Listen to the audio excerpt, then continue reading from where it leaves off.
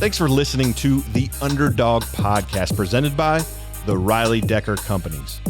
Please do us a favor and help us change and improve lives by subscribing and giving us a rating on the platform of your choice. Thank you. All right, we have a special guest today, Q, aka Quintin Morris. Welcome to the UDP. Thank you, Kyle. Thank you for having me. Yeah, coming from the Lone Star State, working out down there. A little hot, huh? Down in outside Houston, right? A little is probably not even the word. It's very hot. Well, before we digress on the heat this summer, Quintin, man, I'm so excited to share your story from an undrafted free agent. We'll go back a ways, but to the most talented, in my opinion, and many others, roster of the Buffalo Bills. I always say, like Chris Berman, the Buffalo Bills. So we're unbelievable talented team. So for you to go from undrafted free agent to making that roster, congratulations. And to me, that you're coming from Bowling Green, previously out of Richmond, Texas, George Ranch High School. Can't wait to go over your journey. Yes, sir. Yeah, it was a long one. Yeah, well, let's get into it. Let's share it. The Underdog podcast, we like to share the journeys of overcoming adversity to have success. So let's start up, kind of in Richmond, right? You were a state champion in high school. Is that correct? Yes, sir. Junior year. So junior year, you're a state champion in great football state, arguably the best, one of the top best, if not the best. I'm sure you would say it is the best football in the country at the high school level. But then you don't get many offers, right? And you go to Bowling Green, which I'm a MAC guy. Shout out to the MACtion. But can you kind of talk about, that feeling of, being from Texas and then you have to go to Ohio into the MAC and you didn't get offers from the likes of Texas A&M, and kind of the big schools in Texas? Yeah, I mean, it was definitely a journey. I wouldn't take it back for anything, but so I started off, obviously went to George Ranch High School my junior year. I mean, all 4 of my years there, I mean, we had a pretty good team, just loaded with guys, a new school, and we won the state championship my junior year. And so after my junior year, I think that's when like my few offers did kind of start rolling in. But still, nothing that, really just kind of jumped off the page at you. Kind of still wanting more. But I mean, it was definitely hard. And then going into my senior year, I ended up breaking my collarbone for like the second time. I broke it once in junior high. So that was kind of a rough process. Kind of like it was a very big setback for me. Kind of got quiet for a little bit. Luckily, I had already committed to Bowling Green, and they stayed loyal to me. And it was just kind of a rough process. Missed about half the season that year, and kind of the offer stopped, coming in. The talk stopped happening, and of course, then you got going from Texas all the way across the country to Ohio, like 12,000 something miles. So I mean, not 12,000, 100. No, 1,000. It's a long way. It's a long way. So that was definitely, a change. I think for me, I'm a real independent person. So I kind of like going away and, being away from the family. I think the biggest adjustment was probably that weather, dealing with snow, learning to drive in it, and got to wake up a little earlier, get the car warm, and especially with those 5 a.m. practices, and you just upset about it. But I mean, again, it was just all about, trusting the process and, understanding that God has a plan and this is the route we're going to take. This is the route we're going to take. And then kind of looking back on it a little bit now, it's like, I really couldn't see myself going anywhere else other than Bowling Green, even though before I went to Bowling Green, I couldn't tell you anything about Bowling Green. Yeah, no, actually, we have a unique connection here. So I was born in Findlay, Ohio, which is not far from Bowling Green. My mom actually went to Bowling Green, but then we moved to Houston, Texas. So, but I was all between the age of, newborn to 10. So I remember going to Texas, even though I was super little, but I maybe hit age 5 and you just sweat. You walk outside and it's just like, especially in Houston, it's like humid as all could be. But then you go back to like the north and then you're freezing. And outside of Bowling Green in Northwest Ohio, I was just up there. My grandpa still farms at the age of 90. Crazy.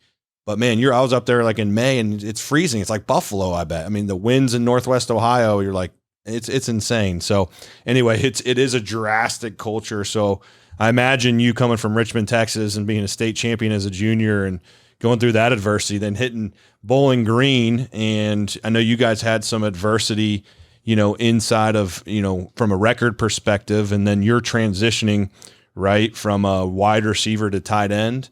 And that's not easy in itself. Right. And so, can you kind of talk through, that then you got as a senior, not to jump too far ahead, but you were first team all MAC as a junior, you were second team, over 1,500 total career yards and 13 tutties. So you were, made an impact as a true freshman. So you had one heck of a career with the Falcons there in Bowling Green. Can you talk about your journey and any adversity or successes you had at Bowling Green?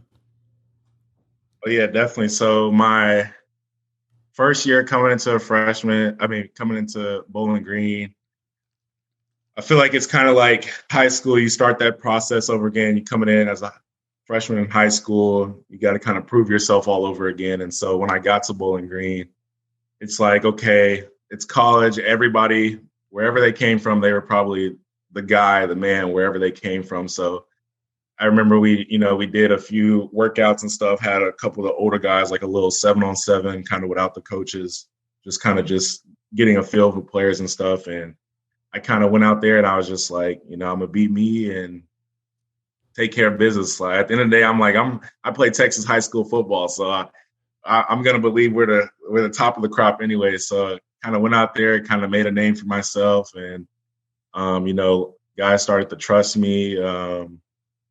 And kind of took off from there. Coach trusted me. Made a few plays my freshman year. I was actually kind of backing up.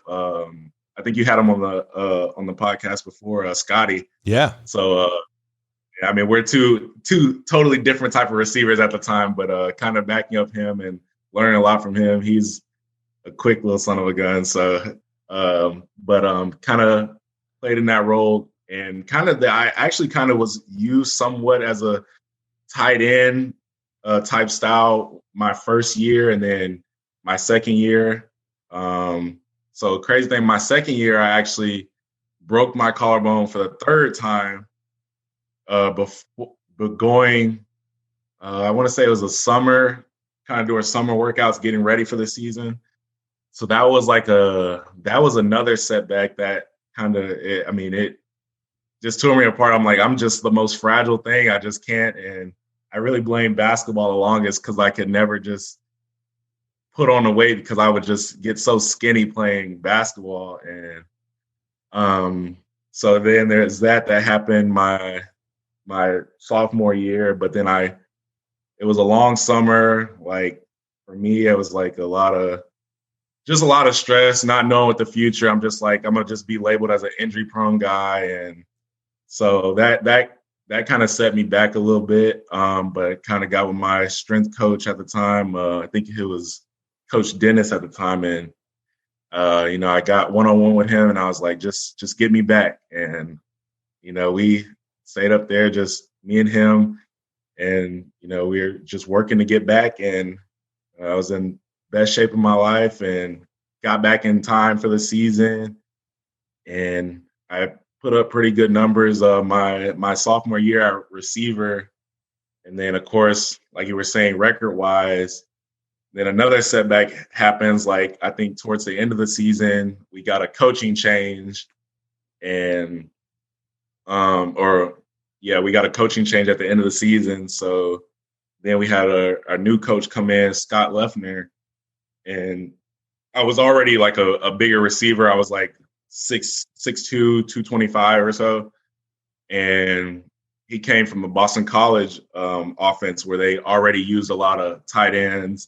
So I remember him coming up to me and, kind of talking about it. And he was like, okay, like how, like I got a transition for you, like for tight end. And at the time, I'm still like, I had never played tight end. I'm like, I want to be scoring. I want to be in the end zone. I don't want to be blocking all day. Like, but then like I kind of, as I started to learn more about the position, and we kind of went through that next spring, kind of working through like, okay, this is what tight end's about. I was like, okay, like I don't mind this, and so made the transition, the tight end.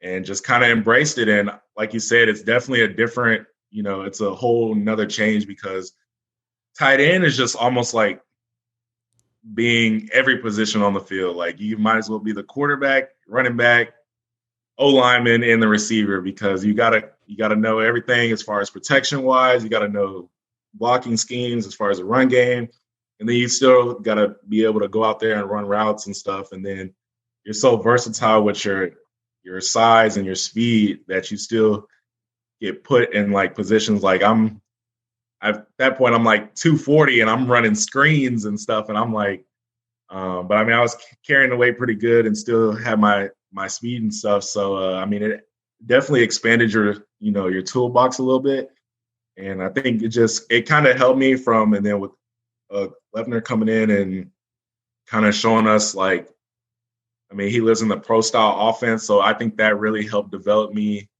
for the next level as far as the NFL goes and stuff. But like kind of going into that year, Grant was the quarterback then, and I mean, we had a great year. I think that was the year. Grant was feeding me the ball. I was like, yeah, you were the go-to guy, man. You were. Yeah, I was watching film and I was like, holy cow, this Quintin guy, this Q guy. I keep hearing Q, Q, Q, and sure enough, man, you throw on the film and you're making plays. You're climbing the ladder to get jump balls. You're taking screens to the house. I'm like cutting across the grain. I'm like, wait, this guy's now a tight end. Yeah, it's like, physically gifted. But I think Q, to just kind of sit on, there's so many things I say, I call them knowledge nuggets and transferable knowledge that can go into any person's life, whether it's business, life, athletics. But what you said is, embracing change. I heard that, right? You had a clear vision. You want to be elite at what you were going to do. And you were kind of like a tweener. It sounds like a large wide receiver, but hey, if you're willing, and a lot of people don't know the game of football, like going from receiver to tight end, as you said, is a huge transition. So what was asked, you met with optimism, and then you went and executed with one. You had to build your body up to have more weight because you're down there in the trenches now at times, with big bodies, right? So you got to be able to block, but you still got to have the mobility to be elusive, as you had mentioned, in screen plays or short yardage plays that can then go into larger, yards after catch, and in order to extend the field to go vertical over top of the defense. So people that don't know, as you would say, I think the tight end is a premium position, as people are seeing now inside the National Football League. But it sounds like those are all tangible things that then inevitably lead to, right, the Senior Bowl. But what surprised me, Q, was you go to the Senior Bowl. It sounds like it goes pretty well. And I know that was kind of during the COVID piece, but you still don't get drafted. Did you feel disrespected after going to the Senior Bowl, putting up the stats you did, being first team All-MAC, and still not getting drafted? What was that? I mean, does that kind of fuel your fire? Does that not really drive you? You're not focused? Is that, some people use those chips and it keeps in the back of their mind, undrafted, went to the Senior Bowl, balled out, but don't get drafted. Does that kind of be up in your brain and drive you every so often? Yeah, it definitely lit a fire. Because like I said, going into it, I thought I had, a pretty good performance, made some pretty good plays in the game and stuff. And, kind of in hope that would draw a little more attention to me, and kind of help me in my case as far as the next level and, getting drafted. And then, kind of go back to training, and then we have the just kind of attacking training and stuff. And then they start sending out, it was COVID at the time, so they started out, kind of sending out the invitation for the combine, but you weren't going to the combine. They were just doing it at your school or whatever.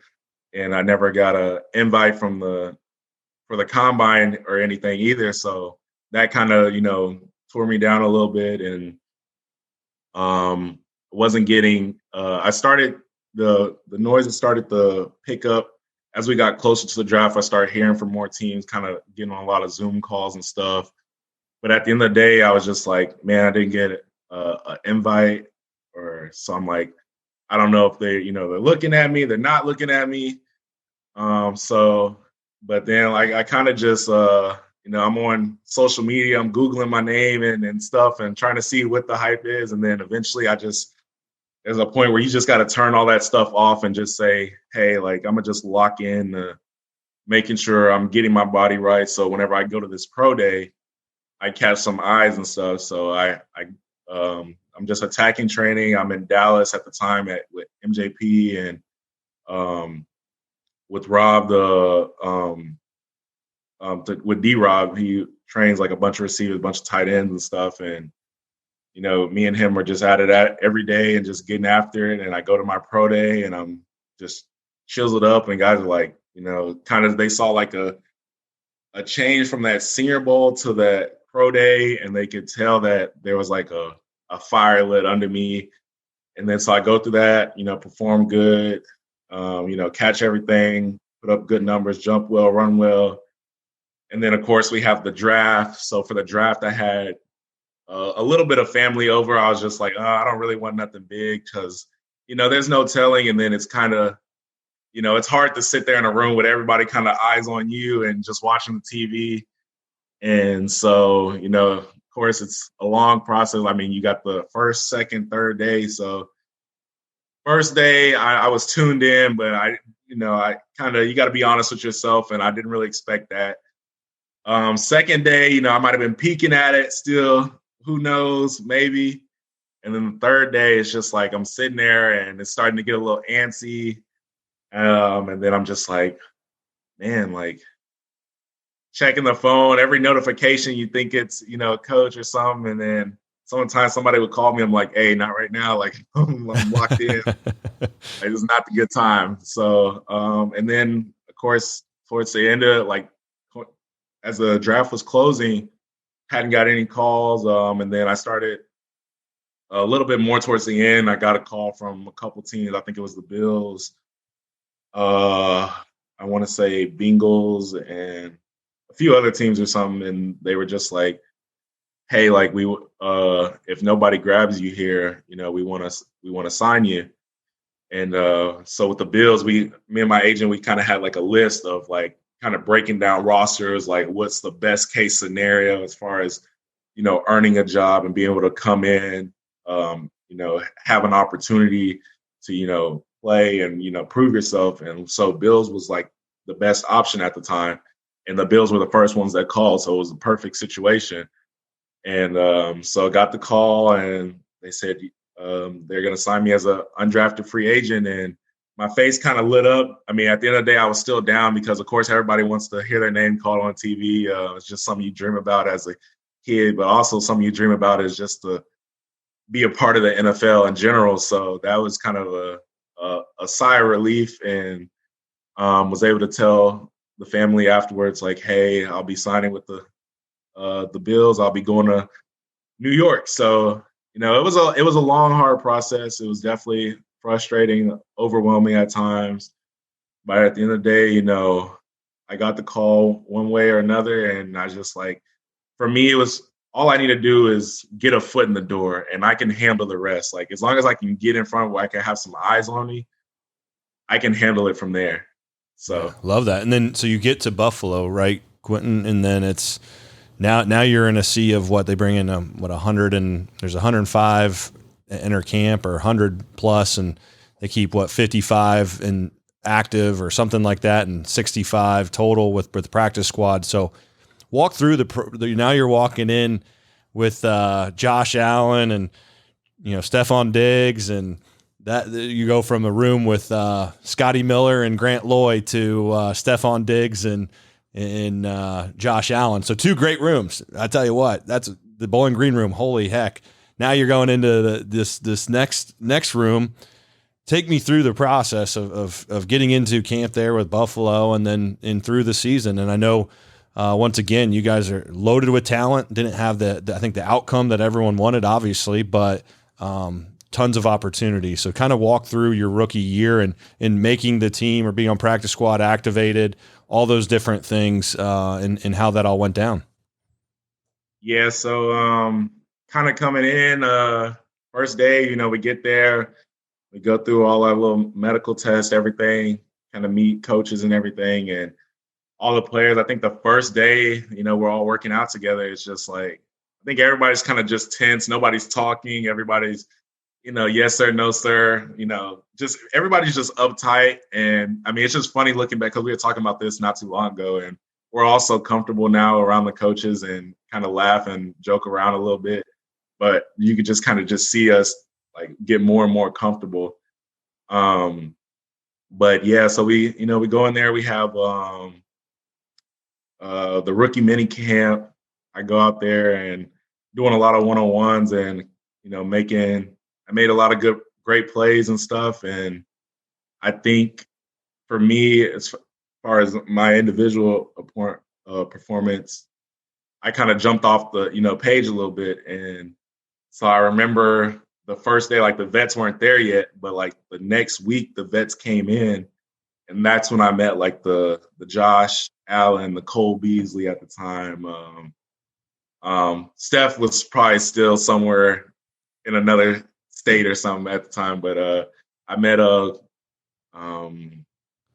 Josh. So Josh was walking past my locker, and he's, Josh is a good guy, so he came and just introduced himself to all the rookies and stuff. And so I remember him coming up to me, and he's like, hey, I'm Josh. In my head, I'm like, dude, I know, like everybody knows who you are. And then and then I'm like, hey, I'm Q. And he said back, he's like, oh, you're Q. He's like, you're the one, like, they were talking about. So I'm like, they were talking about me? That's always good news, especially if the starting quarterback is coming up to you saying that. So that was something that kind of like, boosted my confidence, made me feel like I kind of belong. So yeah, that was just something memorable that, kind of stuck with me. And then of course you go through, and then eventually everybody comes back, and then you go through an OTA, and then of course you go through OTAs, everybody comes back. Most of the guys were there. And then you start getting more piled onto your plate. Like rookie camp was like simple, it was still somewhat complex just because like the Bills offense is kind of complex. But then you start getting more and more on your plate. There's just so much. It's different than watching it on TV. There's so much more that I see now goes on behind the scenes, and it's a lot more. It's a bigger step as far as the mental side of it than I could have ever imagined, and just kind of going through that process, and then having to go out there and be able to think fast and play fast. And some of these guys have been in the league 8+ years, and they kind of know what's going to happen before it happens. So it was a lot. And I think I still, did good. Obviously, so much room to grow. And then going into the preseason, that's when your Grim Reapers come in, and that's when guys every day are fighting to stay, fighting to feed their families and everything. You got to think some of these guys are going on 30 and stuff, and everybody got family, and people aren't trying to pick up and move. So it's a constant fight every day. It's physically and mentally just challenging. So like going into preseason game 1, I think it was Detroit.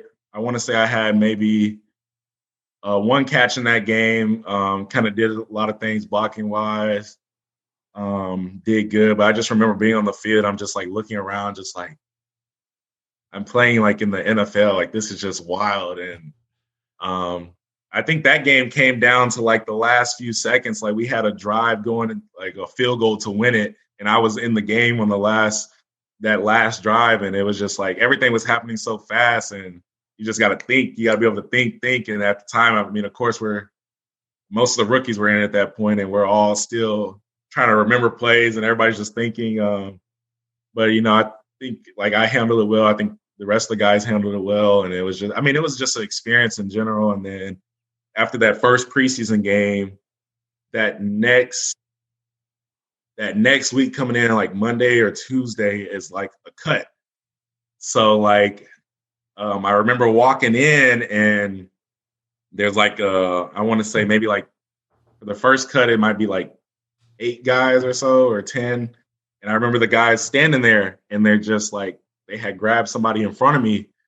And I kind of like I had heard the stories already. They said, watch out for the Grim Reapers. Like you don't want them to, walk in, tap you, grab your iPad, something like that. And then so they were like walking guys through, and you see guys like grown men in there just, upset, crying. Got their iPad. You got to turn it in, and I mean, it was scary to see. It's like, and then of course after that, you have your next game, and then the process repeats because you got to keep cutting it down to 53. So the second week comes, that game, and then the next week they do another cut. And so I just, after seeing the first week, I'm like, okay, we're getting closer and closer now. So I literally would just sit in the parking lot for just like a couple seconds, and then I just open the door and I just like walk down. It sucks too because it's like this long little pathway to go into the stadium or go into like the facility. And you just got to kind of look at everything ahead of you. And it's like, I just kind of want to just look down and act like I'm on my phone or something. But then I walked through second day, totally fine. Nobody, grabbed me, talked to me, nothing. I'm like, okay, made it to fight another day and stuff. And then of course the third day is like, or the third week is that's like the last cut. Like this is going to be our 53. So after the last game happens, we come in that third week. And of course I ended up getting so I got a phone call, and it was a Buffalo number. And I'm like, oh goodness, like this is it. Like I could be done like playing football forever, or who knows, or I could end up somewhere else, who knows. So I just remember like just breathing, and then like just like picking it up, and I'm like, hello. And they're like, hey, like, you did good. You did, great things and stuff. Unfortunately, like this is what we're going to do. But you're one of those players that it's like, you didn't make the roster quite yet, but like, we want to still bring you back if nobody else picks you up. So that was a little bit relieving, but at the end of the day, it was still like hard. And then I had to walk in there. And then of course that's eventually they would grab you, but it kind of helped just already having the phone call, kind of knowing what you're walking into, where some guys just walk in there and they found out, they thinking they're about to go practice today. And it's like, no, just come this way. And I said, it could have been different. Like, some of the guys walked in there and they're on flights within the next few hours, literally. And then, for me, of course, I had the opportunity to just say, hey, stay around because if nobody calls to claim you off waivers or whatever, you're coming back here. And so I was just like, okay, like at least when they do that, I think it just kind of tells you they see something in you. You might not be ready yet, but like they see something and they can work with something. So that was kind of relieving for me. And then kind of just going through that year on the practice squad, obviously like, they demand a lot from you in practice, and at the same time, you're still trying to learn and pick up on reps so you can, if scenario happens where you're called up, you got to go in there and you don't mess up your opportunities. So it's definitely a lot from that standpoint. And then of course I ended up getting activated towards the middle or somewhat between the middle or towards the end of the season. And, that was obviously a blessing and stuff. Still didn't really get to run around like I wanted to. But I mean, it's a blessing nonetheless. And kind of even then, just kind of still experiencing, kind of just traveling to those games, kind of seeing what the whole game atmosphere, what it's like, and just kind of learning from kind of a little bit still outside looking in, and just knowing like this is the next step. And so kind of this year, just again trying to go into OTAs and have a different mindset of like, how can I be like a true pro where they actually believe in me and want to put the ball in my hand and say, hey, Q, go win this game or something like that, or whatever role like I come in, whether it's special teams, whether it's playing tight end or whatever, wherever they need you, just being able to be that plug in and play piece and just say, okay, we trust Q. We know he's going to handle it. So Yeah, well, I can't wait to watch you, and I know you'll be competing like crazy. I know, one of the quotes I have here from your former teammate Grant there, he said, always made plays, never complained about anything, has always worked for everything that he's gotten. So I know it sounds like you'll be doing just that. A few things I always find a curiosity, like thinking of, all right, we're in the micro, as I call it. So it's focusing on Q and his journey. Let's step out just for a minute as we come towards the end here and talk about the macro, the Buffalo Bills. What, you hear on TV or in news outlets, the culture is good or great, depending on who you hear from in Buffalo.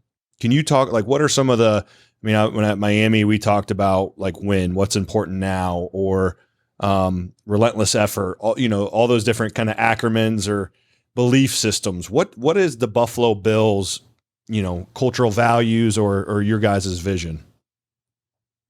I think the best way to describe the Buffalo Bills culture would be playoff caliber.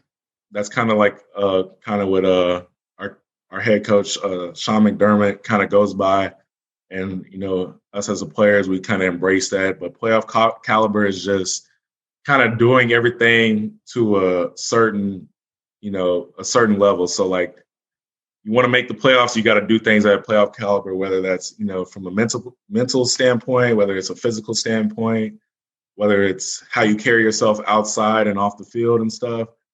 And I think that kind of like best describes how all aspects of the job should be carried, and it should be playoff caliber. And once we finally get over that playoff hump, then it becomes championship caliber. And that's just like our way. And I think as far as like the culture in general, like around the building, I think a lot of it falls behind our quarterback. Like, he's real.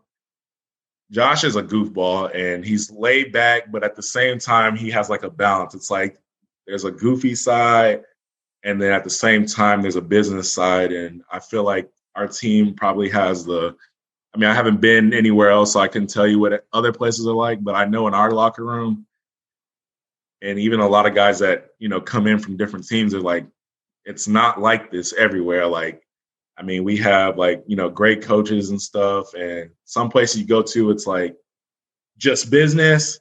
Some places you go to, it's just like, you're not locked in. It's like a goofy too much and not serious enough. But here it's like the perfect balance.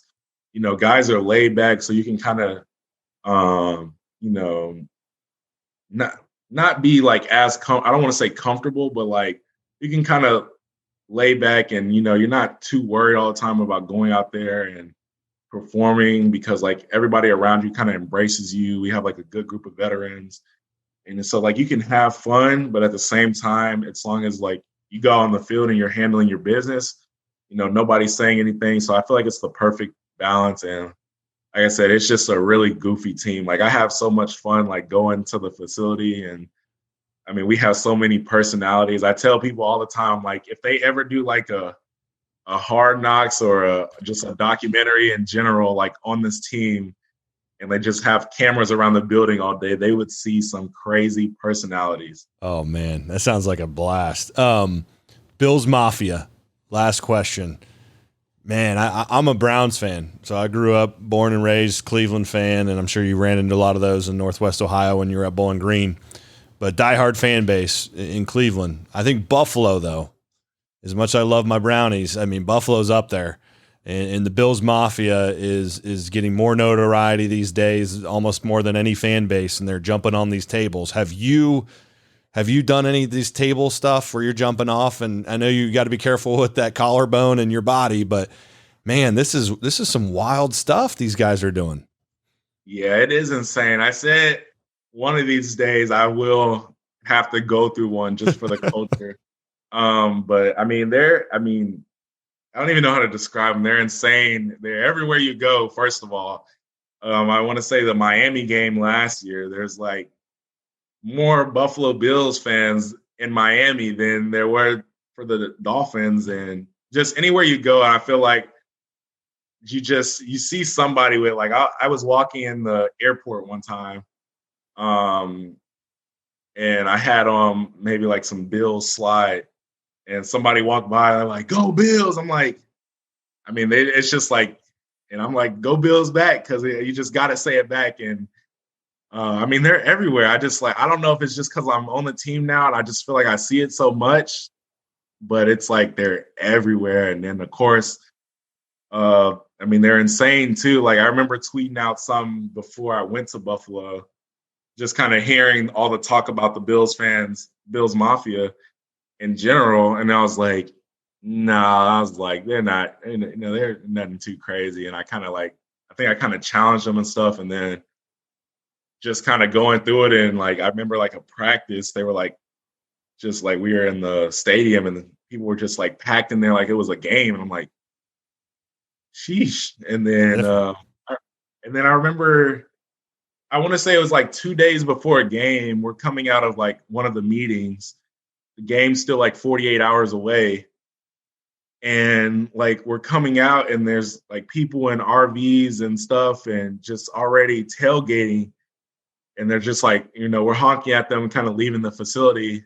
And I'm like, y'all, you still have like 48 hours until we play. Like you guys are gonna be out here all night.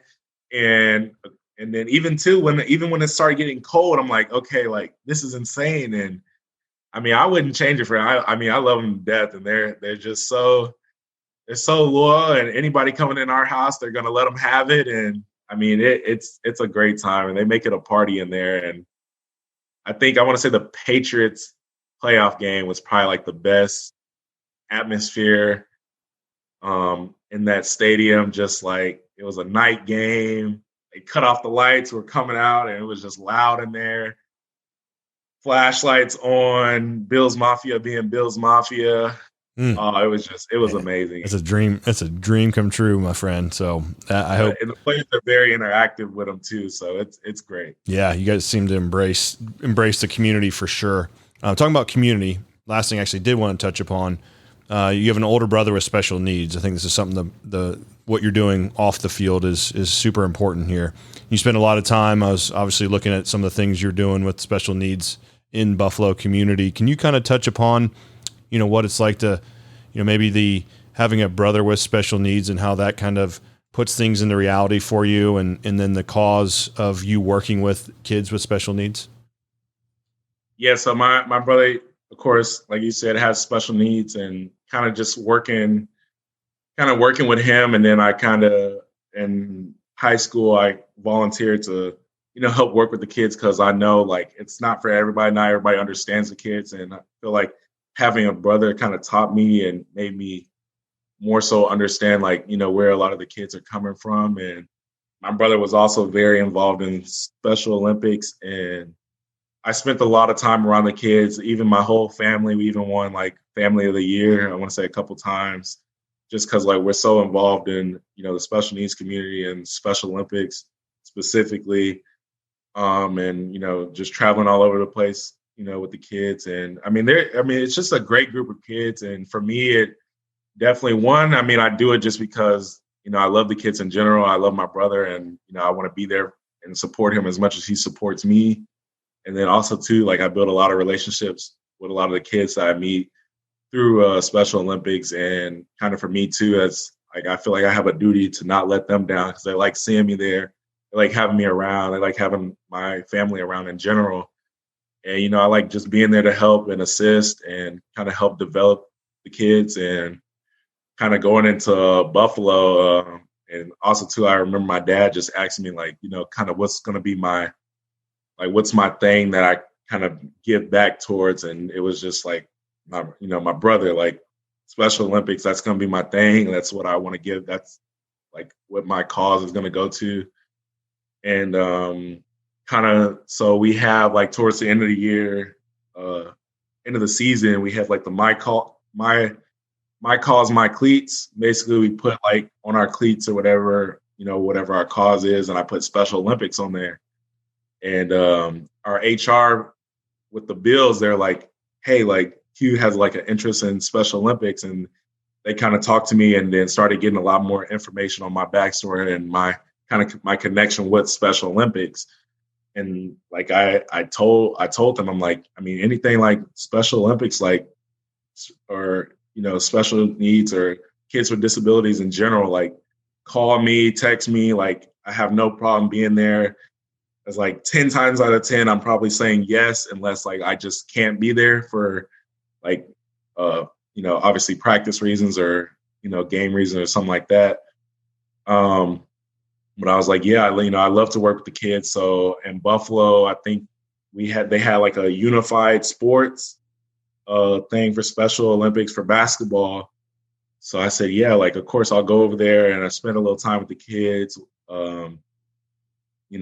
handed out medals to the kids, and they enjoyed that. Took a bunch of pictures, signed a bunch of shirts and stuff, and just anything to see the kids smile and stuff. And, they're just so excited to just have you in their presence. And that's another big thing. Like, I mean, I think us as players, we don't realize how much of an influence and how much of an impact that we have on people, like anybody in general, but especially to those kids. And then there was another, so when I was there, some of the kids were like, you got to come to the, I forget what the name is, like the bowl. It was like a flag football unified thing. It's like the something bowl. And I was like, why not? Like, I'll come next week. And I think like some of them like thought I was kidding. So the next week I showed up there, and they're like, man, like we're starting to see you a lot. And one of my buddies that I kind of met, his name's Blake. So through Special Olympics and stuff, he's always excited to see me. And it's like, we see each other all the time now. Like we're best friends. And then they had another event. So we had a guy on our team named Harrison Phillips, ended up getting traded to the Vikings, but he did a lot with the special needs community while he was in Buffalo. So I kind of reached out to him, and I'm like, hey, like, just because he's gone now doesn't mean like this shouldn't continue on. So I'm like, obviously I know he's going to be in Minnesota. So I'm like, how can like just guide me through this and connect? And I've been connected with him. And I'm like, how can I like help so we can like continue this on? Like when you leave. So it was the Harrison Phillips, the Playmakers. So I'm like, that was like the most recent one I did. And you might've seen the video of me interviewing. That was my friend, my buddy Blake right there. Yep. Love it. So yeah, doing that and kind of just getting with him, trying to figure out, and some of the other players too, trying to figure out how we can kind of keep that going with him being gone, to stay engaged with the community, and just because it's something like I really want to do for those kids and stuff, because they really enjoy it and they have a good time. So that's kind of my why, just with my brother's background. And I just learned to love those kids. And well, that's great. It's fun. Yeah, that's fantastic. I love watching those videos. If you get an opportunity, Q is a must follow. Speaking of that, before we get off here, can you provide, I should say, the listeners your handles of how to follow Quintin Morris online, Twitter, Instagram, any of those handles you have? Yeah, so my Instagram will be Quintin. What is my Instagram? Quintin Morris something. It's Quintin Morris _ I want to say. Or you can follow me on Twitter, Quintin.Morris. So I'm on either of those, or if it's not Quintin.Morris, it's Quintin Morris _ So yeah, that's where you guys can follow me and kind of keep up to my day and how I live. And you'll probably see a lot of golfing on there lately too. So. I might have to take some lessons from you. So what's the best score you've shot on 18, out of curiosity? Well, so I haven't really done I've really only been doing it for like maybe a month now. Oh, okay. But, so yeah, I don't want to too much brag about my scores because there's not much to brag about, but I've been doing like a lot of scrambles. So I'll have like a partner just in case like I miss it. Yeah, that's fantastic. So what's your best, what you drive, kind of your iron game, or is it putter? What's the first month of golf? What's your best part of your game? I'd say putting, and I'm a big fan of the wedge. Okay. All right. I'm a big wedge guy. I'm working on the driver because like if I can connect, I'm good. Like we get some real distance out of there, but hey, there's some real. Mean slice. I have a mean slice right now, so you can work on that. There's some big money in that live that's going on over there. I don't know what it is. I just see money flying off on ESPN.com every day. These guys are making $200 million, $150 million, $2 million just to sign up for a tournament. I'm like, dude, this is golf. You don't have to worry about your body as much. I mean, I know there's some wear and tear, but not like football. And the money flying around, it's like, whew, man. It's insanity right now. But anyway, Q, man, this was awesome. So many knowledge nuggets, inspirational. Definitely the Underdog heart. We're all rooting for you. Now you got a community and a platform, Underdog Nation. I call them UDP Nation, is definitely a fan of Quintin Q Morris. So thank you, brother, for joining us. Thank you for having me, man. Thanks for listening to the Underdog Podcast presented by the Riley Decker Companies. Please do us a favor and help us change and improve lives by subscribing and giving us a rating on the platform of your choice. Thank you.